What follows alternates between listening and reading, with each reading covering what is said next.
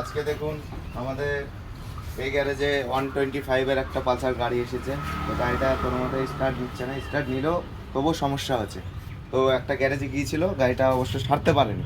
তো আজকে আপনাদেরকে আমরা দেখি গাড়ির কি হয়েছে, দেখে বিস্তারিত জানাচ্ছি। এখন আমরা সেলফ মেরে দেখবো।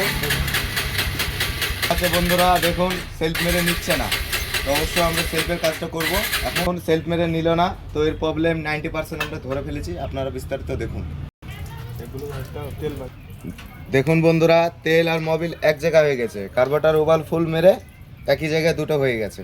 দেখুন কতটা নোংরা বেরোচ্ছে।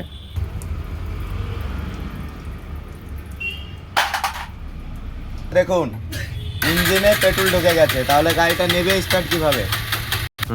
তো দেখুন দাদা, ইঞ্জিনে পেট্রোল ঢুকে গেছে, অনেকটা ঢুকে গেছে, তাহলে কিভাবে স্টার্ট নেবে? ইঞ্জিন, মোবিল আর পেট্রোল এক জায়গায় হয়ে গেছে, ওভারফুল থেকে ঢুকে, তাহলে গাড়িটা দম পাবে কি করে? স্টার্টই তো নেবে না। তাহলে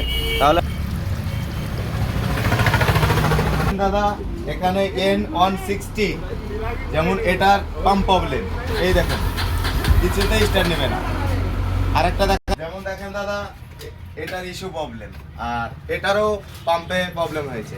এখন B6 মানে সেই যাকে বলে জন্ডিস কেস একটা। দেখেন এখানে সবই জন্ডিস কেস, প্রতিটা গাড়ি দেখুন B6 এ। আর B6 মানেই কি বলবো, আর আপনাদেরকে বলতে পারবো না। যেমন অনেকগুলো সমস্যা আপনাকে বললাম।